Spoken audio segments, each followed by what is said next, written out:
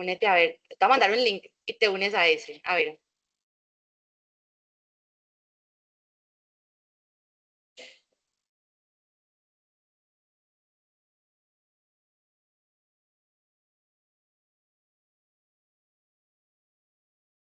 Ya te la mandará, ¿cómo se llama eso?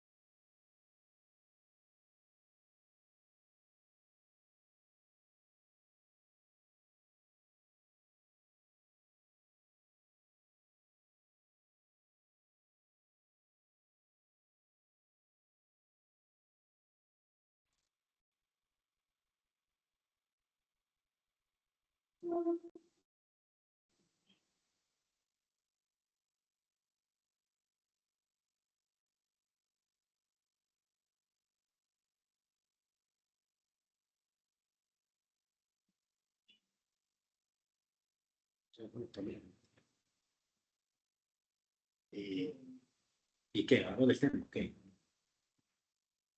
La gente no crítica. No entremos. Vemos en lo técnico. ¿Y las causas de lo que está pasando? Todo es a través de inversiones. Todo es a través de inversiones y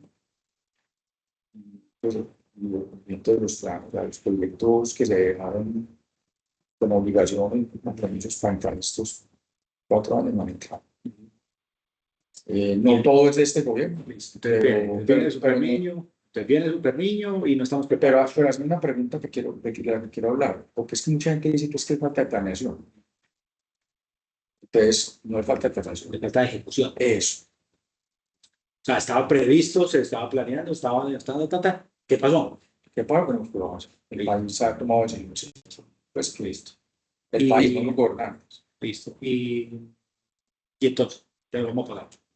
Y entonces, no, pues, 99.99% de probabilidad. No, hay una probabilidad muy alta. Yo lo que decir, hay una probabilidad muy alta, más cercano que muchas veces anteriores, o sea, las veces anteriores se ha advertido tal, pero con un riesgo menor, pero esta vez el riesgo muy alto.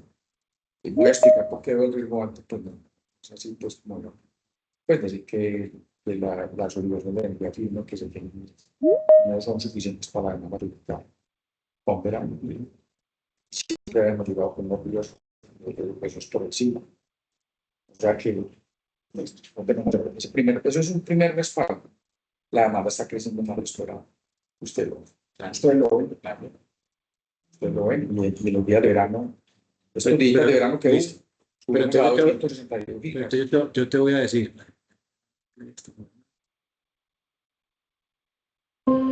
En cada amanecer, la promesa de un nuevo día, pero también la sombra de preguntas sobre el mañana.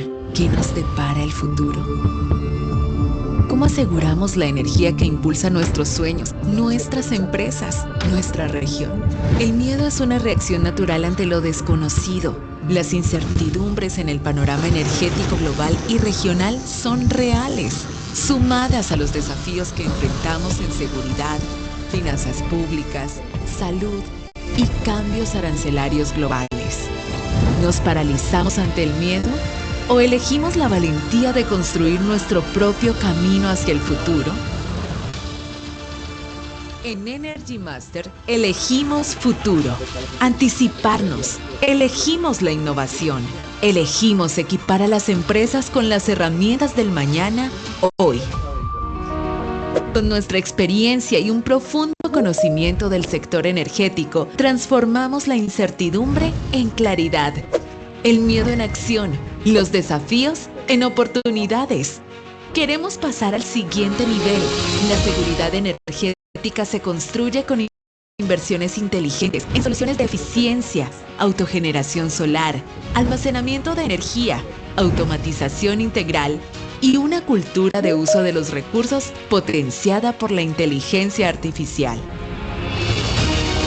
No estamos solos en este camino hacia la seguridad energética. Junto a empresas líderes en el mundo, estamos tomando acción, preparándonos para el futuro, convirtiendo el miedo en visión, la reactividad en anticipación y los costos en inversión estratégica. Un futuro energético seguro, sostenible y con Real Savings Now es posible. Se está construyendo ahora, con cada decisión inteligente, con cada inversión en seguridad, en sostenibilidad y con el compromiso de todos ustedes, nuestros clientes y aliados.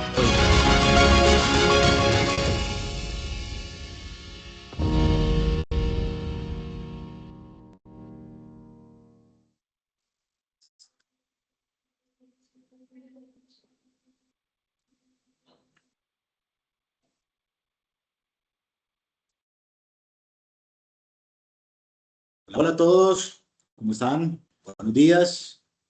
Quiero confirmar, por favor, que nos estén escuchando bien, que nos estén viendo bien. ¿Estamos listos? Vamos a ver ahí. Buenos días. ¿Qué? ¿Todo bien o no?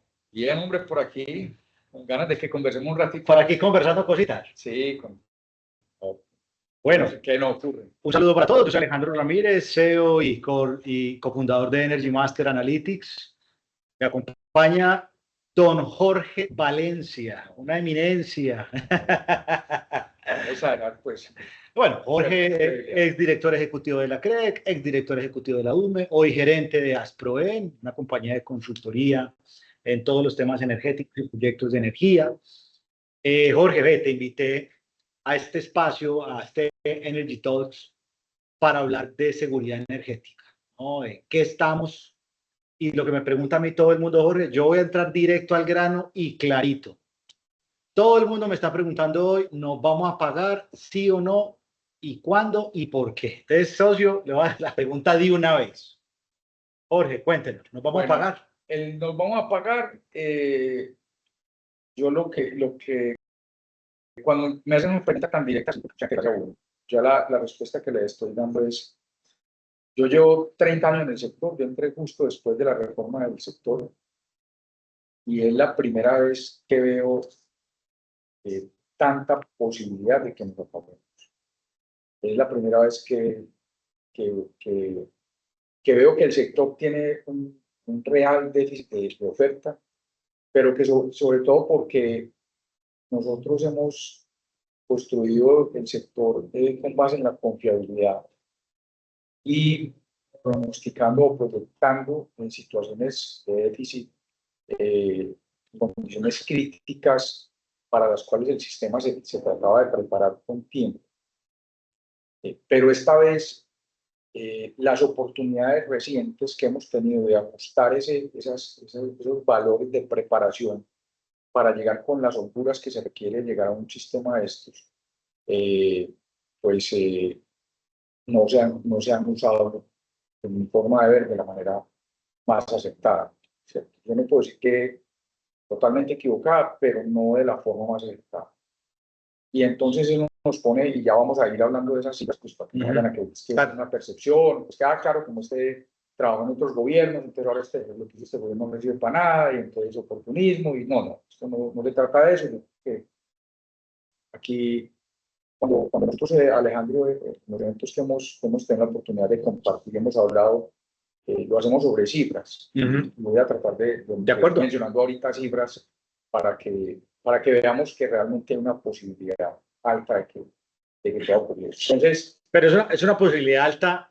Estamos hablando de qué porcentaje, si vos dijeras, de 1 a 10 o de 1 a 100%, ¿qué probabilidad hay, según tu criterio, de que nos vamos a pagar? Yo le doy 80-90% de probabilidad. 90% de probabilidad. 80-90. Sí. Yo le doy ese porcentaje porque es que, a ver, digamos que esto depende mucho también. ¿Qué evitaría que nos apaguen? Por ejemplo, si vos decís... No, que como dicen coloquialmente, que se nos aparezca la Virgen, en este caso que nos aparezca San Pedro. O sea, un milagro. Que a quien todo el mundo le atribuye la lluvia, claro. La lluvia o no lluvia. Entonces, claro, es decirle a San Pedro que el niño no sea muy serio. Pero están anunciando un super niño. Claro, exacto. O sea, se está anunciando un super niño, entonces... Por eso es que uno empieza a ver una probabilidad tan alta ¿cierto? Es la misma, el 80%, el 80-90% no es gratis, el 80-90%, ya que lo mencionabas, es la probabilidad de que un super niño sea super niño. Claro. En estos momentos las agencias internacionales están diciendo hay una probabilidad entre el 85 y el 90% de que él sea el niño más fuerte de los últimos no sé cuántos años. Ajá. Entonces, esa misma probabilidad casi es que no apaguemos. exacto. O sea, si efectivamente se confirma que es un super niño, no tendríamos agua para generar la energía de las hidroeléctricas suficientes y el resto del sistema no sería capaz de suplir esa baja de generación. Es que sí, en estos días, los que me siguen en LinkedIn, que son, yo sé que muchos de los que están conectados, de pronto vieron un artículo que escribimos en Asproen, un artículo muy sencillo, 3 paginitas, que no lo ha leído, que lo busquen. Habla de confianza, se llama confianza que genera desconfianza, pero ahí hay 3 elementos claves que analizamos, ¿sí? Primero, la pérdida de capacidad de almacenamiento. Es la primera vez en estos 30 años que te digo que se me habla en términos de porcentaje de embalse agregado, de necesitar el mínimo del 80% del embalse acumulado para iniciar el próximo verano. Alguien dirá, pero estamos en el 74, ¿qué tan difícil es llegar al 80? Claro, pero es que el inicio del verano para los efectos de esto es diciembre, no es agosto o septiembre, cuando normalmente empieza a dejar de llover en los niños. No, a nosotros, septiembre, octubre, noviembre son meses de mucha lluvia. Claro, y está ahí recopilado, guardamos. Excepto en niños. Ok. Si uno mira la historia de los niños, normalmente el niño empieza a bajar el nivel de lluvias, no es que se seque completamente el país, pero baja el nivel de lluvias. ¿Qué quiere decir esto? Que llueve menos de lo que se espera que llueva. Y lo acabas de decir. Si en esos meses esperamos que llueva mucho, con el fin de almacenar los excesos de agua que nos caen, o sea, generamos mucha hidroeléctrica y almacenamos el exceso de agua que cae. Si no nos cae ese exceso, ¿qué pasa? Que no recuperamos completamente la reserva. Entonces, o llegamos con la reserva desde ya, desde ahora, desde julio, que termine de llover bastante en el oriente, pues termine entre comillas, o sea, es el comportamiento hidrológico normal de lo que está pasando en Chivor, Guavio y los embalses del oriente, ¿sí? Es este, que llueve mucho en esta época del año, mayo, julio, principalmente julio, y empieza y vuelve a bajarse el nivel de precipitaciones hacia agosto, septiembre. Si a eso le sumamos que en el resto del país, que normalmente de llover septiembre, octubre, noviembre, no llueve, entonces pues empezamos a tener dificultades, claro, porque el agua almacenada en los embalses, y ese es el análisis que vemos ahí, ya no es la misma de hace unos años. Pues el agua en términos de cantidad, claro, de energía. Pero ahí me surgen unas preguntas, Jorge, y es, pero es que venía, o sea, el fenómeno del niño no es algo nuevo. ¿Sí o no? Está bien que este año se puede presentar un super niño, que es, digamos, más largo de lo que se está hablando, ¿sí o no? Y más fuerte. Y más fuerte. Listo. Pero entonces, vení, nosotros durante 30 años no nos hemos apagado a pesar de que han habido fenómenos del niño y fuertes, ¿sí o no? Sí, señor. ¿Cuál es la diferencia entonces de por qué anteriormente hemos sabido ser resilientes como país y mantenernos? Creo que de los países de la región somos el que más lleva años sin apagarse por temas pues de este tipo de cosas. ¿Y por qué ahora sí estamos en riesgo? ¿Qué pasó? Alejandro, porque si vos revisas los últimos 30 años, ¿cierto? Mal que bien, la reserva cada 2, 3 años aumentaba la reserva, el embalse acumulado, el agua acumulada, la energía acumulada de los embalses. ¿Por qué aumentaba? Aumentaba terminales. En un nivel muy similar, no igual, pero muy similar al crecimiento de la masa del sistema. ¿Por qué aumentaba? Porque, digo mal que bien, se venían desarrollando proyectos. No era mucho lo que yo tenía pendiente con JD. Está aprendido. Sí, ahí está. Porque se venían desarrollando proyectos. Entonces vos empezás, hablemos de este siglo. ¿Sí? Entonces, ¿qué entró primero este siglo? Tal vez por seguro alcanzó a entrar el ciclo pasado o a principios de este siglo. Pero por C3, entró la miel, entró Estás hablando de represas o de hidroeléctricas. Hidroeléctricas con embalse. Hidroeléctricas con Porque embalse. PCH se entraron bastantes y también son importantes. Yo no digo Claro, que la no, diferencia del PCH es que es de a filo de agua, ¿no? eso, pero yo digo que lo que te estoy hablando es de hidroeléctricas con embalse. Entonces, las que te estoy mencionando, por C2, por C3, así tengan un embalse que no tiene mucha cantidad de energía, pero te lo aporta. Claro. Entró la miel, entró Quinto, entró hidrosogamoso, que es un embalse grande, entró, bueno, Quimbo es otro embalse muy importante, y el último es Hidroituán. Claro, más famoso de todo. De pronto se me olvida algún proyecto por ahí, no es por, pues, pero digamos, lo más importante. Pero miren que nosotros veníamos desarrollando proyectos hidroeléctricos. Bien, aprovechando nuestra riqueza. ¿Qué pasa? Que en los últimos subastas de cargo, pero no porque las subastas lo impidan, sino porque el país ha venido, digo el país, no los gobernantes, el país como país, la sociedad colombiana, ha venido satanizando el desarrollo de la generación. Entonces, cuando satanizamos el desarrollo de la generación eléctrica y no crecemos el almacenamiento, crecemos los embalses, porque los embalses son muy malos, ¿cierto? Claro, la idea que yo no digo que no tienen una afectación, claro que lo tienen, pero hay unas cuestiones y hay unos equilibrios que hay que buscar entre el desarrollo de las personas, ¿cierto? Tener una vida, una calidad de vida, tener acceso a la energía, por ejemplo, a costos económicos y que la industria y el país tengan acceso a energía a costos económicos para ser más competitivo y generación de empleo y todo lo que se deriva, simplemente no porque se afecte el ambiente. Y yo no quiero minimizarlo ni quiero tampoco puedes decir que no hay, no, claro, todo tiene que haber. Por eso yo creo que la frase desarrollo sostenible tiene que mirarse como desarrollo sostenible, no como sostenible solamente. Porque si nos quedamos en el sostenible y frenamos el desarrollo, eso es lo que nos está pasando. Nos quedamos. Entonces, ¿por qué no estamos preparados? No solamente por eso, o sea, tenemos energía firme, no suficiente, porque algunos proyectos no han entrado. Y ya no hablo de hidroeléctricas, hablo de otros proyectos. Pero entonces, la reserva que nos permitía hacer ese tránsito de los inviernos, de los veranos, perdón, ¿cierto? Con un buen nivel de almacenamiento, pues ya es, en lugar de aumentar, está decreciendo. Y esa es parte del análisis que hacemos ahí. Que en los últimos 3 años, ya del niño anterior, que fue 2023-24, a hoy, la cantidad de energía almacenada en el sistema bajó cerca de un 7%. ¡Wow! Pues la capacidad de almacenar energía en el sistema bajó cerca de un 7%. Entonces vos tenés capacidad de almacenamiento así y crecimiento de la demanda. Y la demanda va creciendo. Entonces, ¿qué pasa? Que cada vez tenés que cubrir más con otras tecnologías. Bueno, pero es que están entrando las renovables. Claro, las renovables muy importantes están entrando, pero no alcanzan a sustituir ese déficit. No lo alcanzan a llenar.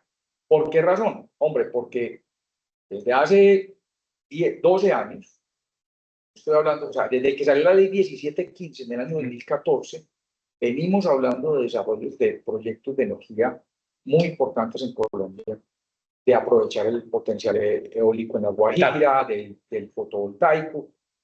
¿Cuánto hemos desarrollado? Digamos, 2 más los años que ya llevaban algunas empresas estudiando vientos, estudiando la zona, todo eso, podemos hablar de 15 años de desarrollo de proyectos y hemos entrado 40 megavatios de eólico y de 12.000 o 15.000 que había proyectados que deberían estar funcionando hoy de solar, llevamos 4.000, o sea, el 30%. Entonces, no estamos desarrollando los proyectos que tenemos que desarrollar. Entonces, vamos a hacer como un resumen, pues para todos los que ya están conectados y llegando al último minuto. La probabilidad de apagarnos realmente está entre el 80 y el 90%, depende de qué tan agresivo y largo y fuerte sea el fenómeno del Niño por el cual empezamos a transitar, que se ha anunciado con una probabilidad de 80-90% que va a ser un super niño. Y casi que están entonces directamente relacionados. Si es un super niño, nos vamos a apagar. Casi que es Listo. Todo eso. Y la razón es porque, obviamente, Colombia sigue teniendo una generación principalmente por hidroeléctricas, los embalses no alcanzan, no se han construido nuevas hidroeléctricas significativas para la demanda de energía que ha aumentado, los proyectos de energías renovables no han entrado en la cantidad que tenían que haber entrado. Pero vuelvo y te pregunto, Jorge, pero entonces vení, o sea, esto nos cayó de la noche a la mañana y fue, pucha, aquí nos quedamos viendo para el techo y, o sea, ¿qué pasó? ¿Qué pasó? No, ese es el punto, Alejandro, que empiezan a, o sea, van empezando a acumularse una serie de problemas y se va armando, como dicen, la tormenta perfecta. ¿Cierto? Entonces, para que empecemos a mirar cifras, ya les hablé del decrecimiento del Sí. embalse 7%. Sí. La demanda sigue subiendo. Sí. Creciendo. Sigue creciendo que 5 o 7% anual, más o menos. No, por ahí el 3, cuando uno mira los promedios, Ajá. cuando uno mira el total del año, pero es que tenemos un agravante, ¿cierto? Lo acabamos de ver, ustedes que hacen seguimiento de la demanda también, ¿cierto? El comportamiento de los usuarios. Es probable que los que trabajan en oficinas o comercios, el último mes les suba el consumo. ¿Cuánto les sube más o menos? Todo sube un 10%. 10%. Sí, claro, más aire ¿Por qué acondicionado, para que más lo aire digan ustedes? acondicionado, obviamente, calor, más aire acondicionado. Y de hecho hay otro agravante, y es que después de la pandemia había muchos trabajos híbridos o remotos, Que se han vuelto a muchos corporativos, mucha gente está regresando. estar regresando. Entonces se está volviendo al aire acondicionado central. Exacto. Full, Sí, 12 horas. sí, tal, sí. porque no se aguanta nadie. Correcto, no, trabajo. pues quién va a entrar con calor. Exacto. Y ahorita, y si vamos a entrar en super niño, pues más calor, más energía. Entonces, para que lo miremos con datos, ¿cierto? Si uno coge un día promedio laboral de los días lluviosos que tuvimos a principio del año, ¿sí? Y lo compara con uno de los días de estos calienticos que hubo ahora en mayo, o sea, y no hemos entrado al niño en forma. Y ahora en mayo tuvimos ya días de 262 gigas de demanda, cuando veníamos en un máximo de 250 en los primeros meses del año. Entonces, eso es un 4%, 5% más de demanda acuerdo. agregado del país. De acuerdo. De acuerdo.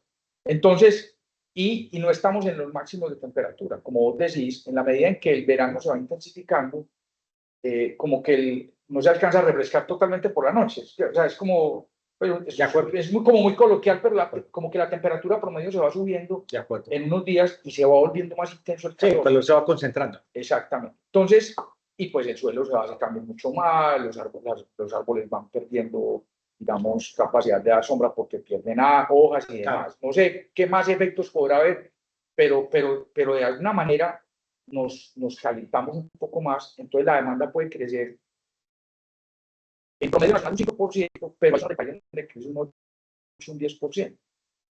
Entonces, de acuerdo. Sí, solamente por el efecto clima y el efecto de riegos y otra serie de cosas. ¿Cierto? Pero entonces, a ver, normalmente cuando ha habido fenómeno del niño, que los embalses bajan, vamos a suponer que la probabilidad no es del 80-90%, sino de un 60%. De todas maneras, van a bajar los embalses. O sea, eso sí es. Claro. Normalmente hay que, históricamente, ¿qué hemos hecho? El país que ha hecho. Prende las térmicas. ¿Sí o no? Pero entonces, claro, entonces ahí te va a empezar a dar las. Entonces, bueno, entonces vamos a trabajar con un número que es 260 gigas día de demanda. ¿Sí? Ok, 260 gigas día. Listo. Este ejercicio lo sacó XM en estos días con preocupación y ahí decía, y no me están dando estas cuentas y le están faltando como 20 gigas diarios. Y ya le voy a decir por qué le están faltando como 20 gigas diarios. ¿Cierto? Que es el mismo ejercicio que yo hice hace 3 años, qué pena decirlo así, pues, pero claro. hace 3 años aquí lo venimos diciendo. Y lo dijimos hace un año, Sí. y lo volvemos a Sí. y lo volví a decir en este artículo, y vuelvo y les digo, pues lo voy a explicar otra vez. Yo tengo que abastecer 260 gigas en un día. ¿Cierto? Vamos a mirar cómo se abastece eso. Entonces, resulta que cuando nosotros tenemos un niño muy fuerte, ¿sí? 23, 24, pueden ir a revisar eso. Al sistema, energía equivalente, el agua que entraba al sistema, porque siempre entra agua al sistema, siempre hay agua al sistema. Entonces, la energía equivalente del agua que entraba al sistema en la época de ese niño estaba alrededor de 60, 70 gigas día. De los 250. Sí. En ese entonces de De menos, lo que había. de menos, ¿Qué porcentaje sería qué? ¿Un 50%? ¿Qué? hombre, ni siquiera. No llega al 50%. No, es que, o sea, pero era como el 50 de lo que históricamente llueve. Y ahí es donde viene el problema, porque es que cuando nosotros estamos en un verano normal, ¿cierto? Llueve el 80-90% de la media histórica, estamos hablando de que entra al sistema 90-100 gigas día. Ok. ¿Listo? Ok. Pero si nos bajamos a 40-50, adivinador de dónde salen los 40-50. ¿De dónde? ¿Cierto? De los embalses. O me gasto los De embalses los embalses. o prendo las térmicas. Claro. Entonces volvamos a los 260. Claro. ¿Listo? Bueno, entonces yo tengo que prender. Pero antes de llegar a térmicas, yo tengo las renovables. ¿Listo? Las renovables que han entrado nos entregan más o menos unos 15 gigas día. ¿Por qué 15 gigas día, Jorge? Porque Pero es muy poquito. pues ya lo voy a decir. ¿Por qué? Bueno, póngale 18. Más bien de generoso. ¿Por qué 18 gigas día? Porque ¿cuál es nuestro nivel en horas equivalentes día de irradiación? No, 3, 4. El promedio del país es 4-5. Póngale 5. ¿Listo? Me voy a subir a 6. Siendo muy generoso. No, a 6 en Listo. verano. Porque tenemos condición de verano, Listo. más 6. 6. Listo. ¿Listo? ¿Cuánta capacidad esta la tenemos? 3 gigas. ¿Cuánto me da eso? 18 gigas. Sí, nada más. Pues póngale 20. Pues, claro. Desde 260 tengo 20 renovables. El 10%, menos del 10%. Menos del 10%. Y en verano, que es donde más genera. Que es donde más genera. Por eso todo lo que entre son bienvenidos. De aquí a final del año y al año. Pero sigamos con la cuenta. Las plantas menores. Las plantas menores, o sea, las PCHs, las que estoy viendo con PCHs, que son filo de agua, que se les baja mucho el caudal, inclusive hay unas que casi se secan, pasan de producir 12-13 gigas al día y bajan a 7, a la mitad. 7. Entonces póngale que sean 7. Para que no digan, no, es que ahora ya va siempre por lo bajito. No, me estoy yendo por lo alto. Entonces 27. Me quedan de 260 menos 27, 233. Y si me entran 170, te faltan como si me quedan 70, me faltan como otros 163 para hacer la cuenta exacta. ¿Listo? Entonces ahí, no, pero ahí tengo las térmicas. Claro, pero es que las térmicas en un periodo continuo de más de 2-3 meses no me dan en promedio más de 105, 110 gigas, que estoy siendo generoso. Hay quienes dicen que el parque termoeléctrico en Colombia en este momento no estaría en capacidad de dar más de 100 en promedio durante 6 meses. Es que ¿cuánto tiempo pueden trabajar en continuo? O sea, no, ellas pueden trabajar, pero empiezan a tener mantenimientos, porque horas de funcionamiento, porque falla una cosita, ¿cierto? Y esa termina funcionando principalmente con carbón. Estoy hablando de las de carbón, de las de gas, y en este niño llegaríamos seguramente a tener que utilizar bastantes combustibles. ¿Por qué razón? Porque el gas nacional ya hay un poquito para los térmicos. Es la más esencial. Sí, se importa casi que para generar. Hay una importación y queda faltando de todas maneras. O sea que necesitaríamos, para prender full el parque termoeléctrico, necesitaríamos también importar líquidos. Entonces estamos sustituyendo gas natural nacional por líquidos. Listo. Para llegar a 110 y me faltan 163, o sea que me quedan 53. ¿De dónde saco esos 53? No, pues de la reserva. Listo. La reserva, perfecto. ¿Por qué le digo que el superniño, que la configuración del superniño daría que nos apaguemos o no? Porque estamos partiendo y vamos a la reserva. Ya dije, la reserva cayó el 7%. En el año 2023 la reserva eran 18.100 unidades, 18.100 gigas. De esas mismas unidades que estamos utilizando. Cuando hablas de reserva, hablas del agua almacenada. Esa es la capacidad full de almacenamiento del sistema. Pero resulta que hoy ese mismo 100% equivale a 16.900 unidades. Ya no son 18.100. Ahí es el 7% de pérdida. ¿Listo? Entonces 16.900 unidades. Es el 100% del almacenamiento. Yo de ese almacenamiento, supongamos que, como dice XM, llegamos al 80% del almacenamiento. Ojalá fuera más alto. Pero póngale el 85, pues, porque estamos aquí de generosos, ¿sí?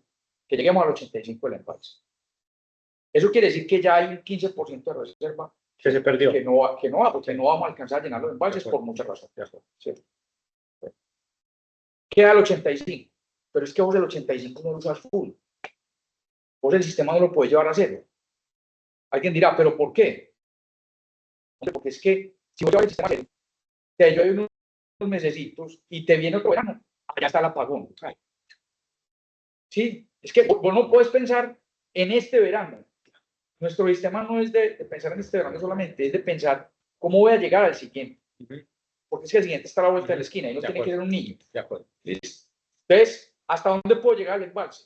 Pues el verano pasado, el niño pasado, 23-24, acuerden que estábamos ya a puertas de racionar cuando estábamos en el 27. De acuerdo. ¿Sí?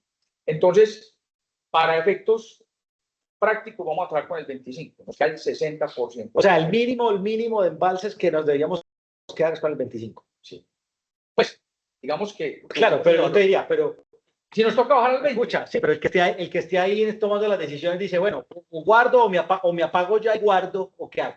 Lo que pasa es que hay otro dato adicional, ¿cierto? Y es que cuando estamos llegando a esos niveles, buena parte del embalse lo representa. O sea, siempre buena parte del embalse lo representa un sistema de embalses que se llama el agregado Bogotá. ¿Cierto? Y ahí viene quien administra el agregado Bogotá. ¿Quién administra el agregado Bogotá? El acueducto de Bogotá. Claro. Y entonces le tiene que dar agua a la gente. Claro. Le tiene que dar agua a la gente. No se puede gastar el agua de la gente. Por eso fue que hubo este racionamiento de agua en Bogotá. Y eso limita la capacidad de agua que sale, o sea, la cantidad de agua que sale para utilizar los embalses, pues en las plantas de generación hidroeléctrica. Entonces, volvamos a ese ejercicio. Entonces, ese 60% de 16.900, 17.000, o sea, más fácil, nos da 6.000 y 6% 42, nos da 10.000 unidades. ¿Listo? Y la tenés que usar durante 180 días. ¿Qué va a durar el fenómeno? No sabemos. No alcanza. 210 días. Sí, no alcanza. Entonces, si vos usás el agua 210 días, pues 180 días, quiere decir que te puede gastar 50 gigas al día. Y estamos yéndonos a arrancar en el 85 y a bajar hasta el 25. Y esto es el resto de la energía donde la vamos a sacar. Entonces, si usted baja y no llega al 85, no que llega al 80, y no baja hasta el 20-25, sino que se queda en el 30, y no se puede gastar sino la mitad, o sea, 8.000 unidades. Claro. Y si no le dura el verano 6 meses, sino un mesecito más, ven por qué hay una alta probabilidad y por qué depende mucho de cómo se comporta el fenómeno del niño. Porque es que si el fenómeno del niño es muy agresivo, todo el mundo espera, vamos a tener aportes de 50-60 al día, no de 60-70 que estamos utilizando para este ejercicio. Vamos a poder, y en las últimas sequías, yo recuerdo el año 2020, que lo hemos hablado, que yo les decía, les he dicho, vea, el año 2020 nadie se dio cuenta de lo que estaba pasando, porque estábamos en pandemia, todo el mundo encerrado y afuera haciendo un sol divino. La pandemia ayudó. Claro, y la pandemia ayudó, y la pandemia salvó que nos apagaran. La pandemia de entrada hizo el razonamiento. Querido, ¿por qué? Porque de entrada se bajó la demanda del 15% durante un mes y medio. De la energía que se necesitaba para poder pasar el verano, ese verano que nos tocó, pues forzosamente se redujo, pero no porque lo hubiéramos cortado, sino porque la demanda redujo por el cierre de la industria. Pues es que obviamente aquí hay muchos temas, o generar más energía o consumir menos. Es eso. Entonces, Alejo, ¿de dónde va a venir la energía? Es la primera pregunta. Es una muy buena pregunta, porque térmica no alcanzamos a instalar. La renovable, lo que se está instalando, ojalá pueda entrar lo que alcance. Y hay muchos proyectos atrasados porque no tienen cómo conectarse, y la licencia ambiental, sobre todo por el licenciamiento ambiental y por muchos otros efectos. Entonces, el tema... que van a subir la cota de Lituania al máximo, que ya lo aprobaron, sí, pero ¿eso cuánto alcanza? No, es que eso se cosquilla. Eso no sube mucho, porque es que esa cantidad de energía ya de alguna manera está contabilizada en el sistema. ¿Sí?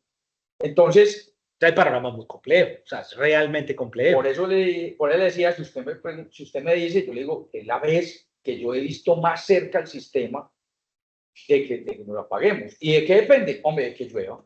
O sea, esto no es Nunca antes cuento, habíamos estado. no es mito, no se está metiendo miedo, son los datos reales de lo que está pasando en el sistema, tanto lo has recorrido. De los últimos 30 años, esta es la vez que vos estás viendo el tema más peludo. Más que ni siquiera cuando me tocó el año 2016, pero es que eso fue, que ese es otro, bueno, eso es otro efecto, otra causa que podría acelerar el razonamiento, que no lo hemos hablado, no lo he mencionado. Aquí estamos hablando del mundo perfecto, en donde el único fenómeno que nos va a afectar es la lluvia. Ah, sí, claro, de que todas las plantas funcionen bien, de que ninguna tenga ningún problema. Exactamente. Pero si nos llega a pasar algo, ni siquiera pues de la magnitud de Guatapé, Claro. porque es que el Guatapé, todo el mundo dice, no, pero salió una planta que son 500 megas y los que estamos en el sector, no, es que no salió en 500 megas. Entonces, yo siempre digo, no, es que cuando salió Guatapé no salió una planta, salieron 3. Y no salió cualquier embalse, salió el principal embalse de Colombia, donde teníamos en ese momento, o sea, respecto al total nacional, lo que representaba Guatapé en ese momento era cerca del 10-12%. ¿Se llama este man con los computadores?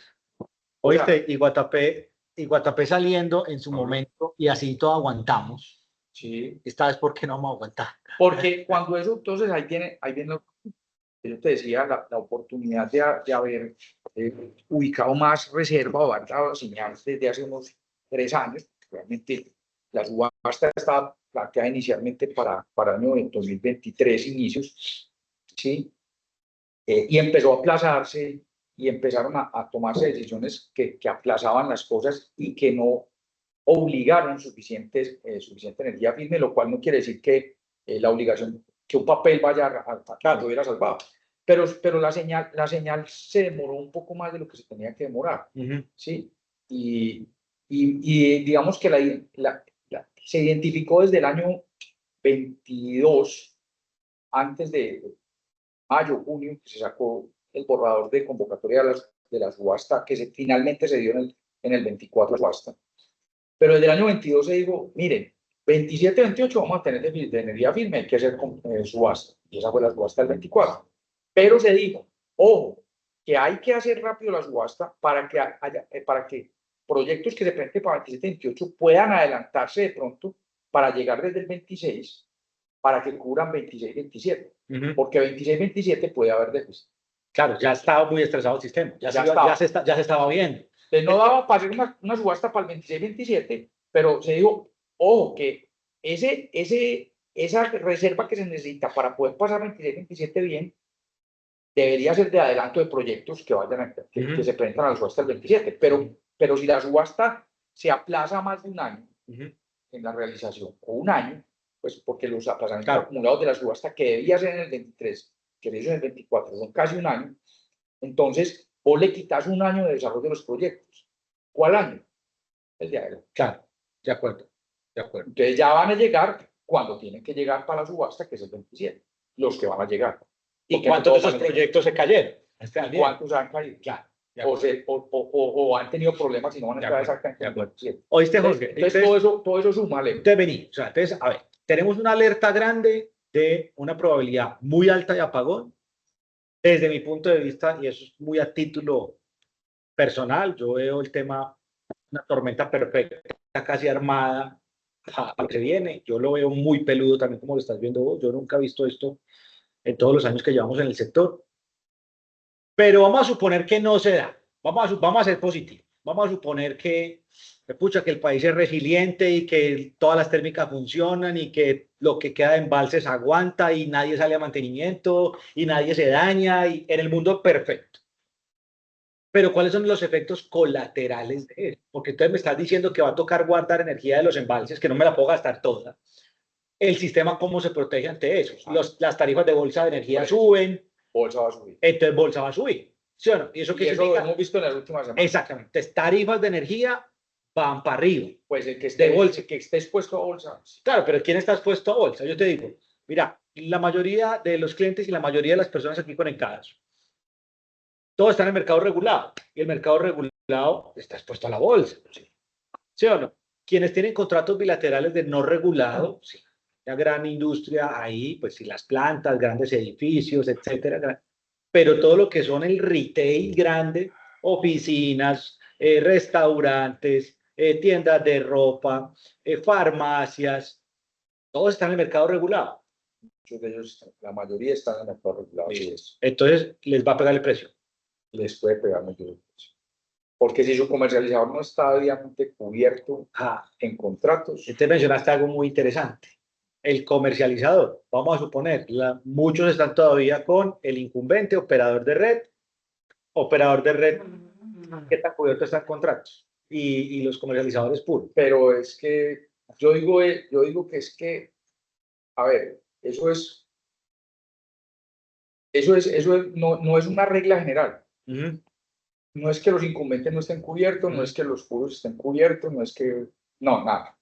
Es un tema del apetito de riesgo de cada comercializador. Yo conozco comercializadores incumbentes muy conservadores, cubiertos al 95%. Entonces, ahí les impactaría un 5% nomás de precio, Sí, pues, y y eso realmente no es, se diluyen el resto de sí, componentes. no da, no hay un incremento tarifario. Pero hay otros que no necesariamente porque sean, digamos, que tengan un apetito de riesgo muy alto, sino porque por diferentes condiciones financieras, de mercado, de recaudo y demás, no los ven como una buena contraparte en contratos. Entonces, o les venden muy caro en contratos, pues más caro, o no les venden. Entonces, y ahí hay un tema que también hay que revisar y ojalá que la CRE lo corrija antes de que empiece el fenómeno del niño, o sea, en los próximos días, que fue una decisión que tomaron en el niño pasado, y fue permitirle a los comercializadores contratarse a precios más altos con respecto a la referencia del mercado, pero cubrirse frente a los precios muy altos. Claro, ¿Sí? de acuerdo. Entonces, yo prefiero estar cubierto a 450 que expuesto a la bolsa. Claro. De acuerdo. Yo también. Cuando el promedio de contratos es 300. Sabiendo que la bolsa ya se sabe que Claro, va a subir mucho. Porque la bolsa puede subir mucho. Entonces, ese tipo de decisiones hay que tomarlas ya. Oíste, y la gente que tiene contratos en no regulado, pero con un componente de exposición a bolsa. Bueno, ahí están las bandas y todo ese tipo de cosas, también tienen que echarle ojo a eso, ¿o no? Claro, ahí la veo más difícil. O pues va a pasar lo que pasa en muchos de los niños, pues que ha pasado siempre que se presenta una época de precios altos, y es que los comercializadores le dicen, usted quiere que lo cubra, listo, yo lo cubro, pero lo cubro a 3 años, a 5 años. Sí, ampliemos. Entonces, tienen que pensar. Pero esa sería una buena recomendación. O sea, tienen que empezar en el largo plazo. Claro, tienen que pensar en que de pronto les van a subir el precio, les van a poner un precio de 3, 5 años, pero van a quedar tranquilos 5 años o 6 años. Ahora, tenemos también que sacar de la mente, pero eso no es porque yo esté de acuerdo con que los generadores, porque es que yo trabajo para los generadores, entonces Jorge viene por los generadores. No. Aquí tenemos que ser conscientes de una cosa. Hemos hablado de 3 temas, los he mencionado y sos consciente porque trabajas con ellos, con los clientes en consumos de gas y energéticos. Hay 3 temas recientes, esos sí son muy recientes, pero que ya los he mencionado. Bueno, uno tan reciente, uno viene atrás, que es, no estamos desarrollando hidroeléctricas. La hidroeléctrica es la energía más barata que nos da el solar. Pero tampoco vamos a hacer una hidroeléctrica dentro de... No, está bien, pero lo que quiero decir es, pues que no estamos desarrollando hidroeléctricas, pues la energía barata está acabando. Porque, pues, se está acabando no es que las hidroeléctricas estén desapareciendo, es que ya expliqué lo de la reserva, pero además la demanda está creciendo más. Cada vez la hidroeléctrica me alcanza para menos porcentaje de demanda. Claro. Sí, las nuevas fuentes de energía generan energía más cara que la hidroeléctrica. Eso por un lado. Pero para eso están entrando las eólicas y las solares, que es energía barata, pero no todas las 24 horas. Sí, claro, tienen la campana. Exacto. Listo. O la eólica sí puede... Y con almacenamiento y qué, bueno, es que el almacenamiento es gratis.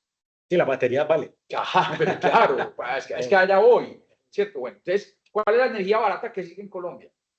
O sea, en la escala de costos, no. ¿Cuál es la que sigue? La que no le gusta a nadie. Pobre negrito. El carbón. El carbón, el que tenemos satanizado. No, hay que cerrar las plantas termoeléctricas. Y esa es la energía barata. Y esa es la barata. es la que nos sale más barata de todas las térmicas. Entonces, ¿qué hacen? Por eso, entonces, Son decisiones de país que Por tenemos que eso, ser conscientes cuando se claro, están tomando. claro, ese es el punto, Alejandro. El punto es que el país está escogiendo unas tecnologías, pero reclamamos energía barata. Y después de las térmicas a carbón, ¿qué sigue? Ahí sí el gas, ¿o no? El gas. Listo. El gas, Y gas no hay. ah, pero entonces gas nacional no, entonces importémoslo. Sí. Entonces queremos que importemos el gas, pero la energía termoeléctrica siga costando lo mismo. No va a pasar. Claro, o sea, no es caro. No va a pasar, Alejandro. De acuerdo. ¿Sí? Entonces, y lo peor es que si no nos alcanza el gas y el carbón, tenemos que importar líquidos. Cuando hablas de líquidos, ¿qué? Dicen. Dice, Oíste, y nosotros sí tenemos infraestructura suficiente para importar todo eso, porque es que solamente hay una regasificadora. Y entonces, y si vamos a importar gas. bien, gracias. O sea, Tomás, No, ahí también tenemos un cuello de botella. La mala noticia es que, salvo que logren entrar, que tampoco cubriría la totalidad de la demanda de las termoeléctricas para este verano. Pero lo que se alcanza a importar por la regasificadora de SPEC, ¿cierto? Por la del Caribe, alcanza pues para las 3 térmicas que tienen contratado ese gas, que son TEPSA, Termoflores y Termocandelaria, y eventualmente si se pusiera la capacidad full del barco, ¿no? Porque el barco tiene 4 unidades de regasificación, pero se utilizan 3 porque hay una de respaldo para darle la confiabilidad casi que del 100% a la planta. Si se utilizara el cuarto quemador y se habilitara la inyección al gasoducto, porque no es probable que no toda la capacidad se pueda inyectar, pero supongamos que se puede inyectar, daría ¿para qué? Pues otra planta medianamente grande. Otros 400, 500 megaequivalentes. No, mucho Pero menos. muy estresado, pero está Mucho menos. muy Queda muy estresado. estresado el sistema. Muy estresado. Pero además, no vamos a tener el gas para todo lo que debería generar con gas más económico. Claro. Entonces, ¿qué pasa? Que eso, si no tiene gas, importa líquidos, porque ellos respaldan cargos con líquidos. Entonces, vámonos enfocando. Entonces, ¿qué va a hacer la gente? Entonces, ¿qué pasa? Que estábamos hablando de la contratación de largo plazo. Entonces, ¿cuál es el panorama en los próximos años? Yo no estoy diciendo que la bolsa siempre va a estar alta, porque el día que llueve mucho y con el sol que hay y demás, nos va a alcanzar el agua, lo que acaba de pasar, precios de 120, 130 en la bolsa. Pero llega un medio verano, chao. Para arriba. Y para arriba. Claro. Entonces, y el para arriba es, tenemos menos reserva, las térmicas más caras, además que queremos acabarlas. Claro. Y me hablaste del almacenamiento. No, pero es que para eso estamos instalando sol y entonces con almacenamiento. Claro. Pero es que cuando yo hablo de energía que almaceno en el día para llevarla a la noche, es lo que me cuesta producir en el día, que no es cero. Claro. Es el costo de corto plazo. Pero si yo voy a poner un proyecto solar que voy a almacenar toda su energía para venderla en la noche, a mí me cuesta el costo equivalente, el costo nivelado de generación de la planta solar, más el costo nivelado de generación de la batería. Entonces, a eso es que yo la puedo vender en la noche. No la voy a vender a 220 pesos, 230 pesos que me cuesta instalar en el día, suponiendo que fueran 220, 230, pueden ser más, deben ser más. Yo le tengo que sumar lo que me cuesta la batería. Entonces, no estamos hablando de energía barata. ¿Sí? No estamos hablando No, estamos hablando de que tenés energía. Tengo energía. Tenés energía pero, más cara, mucho más cara, mucho más cara. Entonces, la señal de contratos en el mediano y largo plazo, si no cambian las condiciones de expansión, vamos para arriba. Ok, vamos, Jorge, esta última sección en el mensaje que le vamos a dar a la gente y a los clientes. Y es, hay una alta probabilidad de que entremos en racionamiento. ¿Eso qué significa? ¿Cuántas horas al día? ¿Qué días? ¿Un día sí, un día no? ¿O solamente de 6 a 9 de la noche o en el mediodía? Hoy pudiéramos especular al respecto y decir, más o menos vos deberías buscar respaldo para tantas horas diarias, o muy difícil anticiparnos a eso. No. Volvamos a decir, de los 260. Entonces, ¿cuánto nos está faltando? Digamos que 20 en el día. ¿A cuánto equivale 20 a 260? 8%. Sí. Entonces, tenemos que razonar el 8% de la demanda. Ok. Digamos que sea... Pues en las mejores condiciones. Las condiciones. En las condiciones. Póngale que sea el 10. o el 10. Póngale que sea el 10. Entonces, ¿cómo funciona el estatuto de racionamiento? Ujú. Para que la gente lo entienda. Que en estos días estábamos en otro foro, compartía panel con el doctor Pablo Corredor, que es además una persona que me ha enseñado mucho de todos estos temas.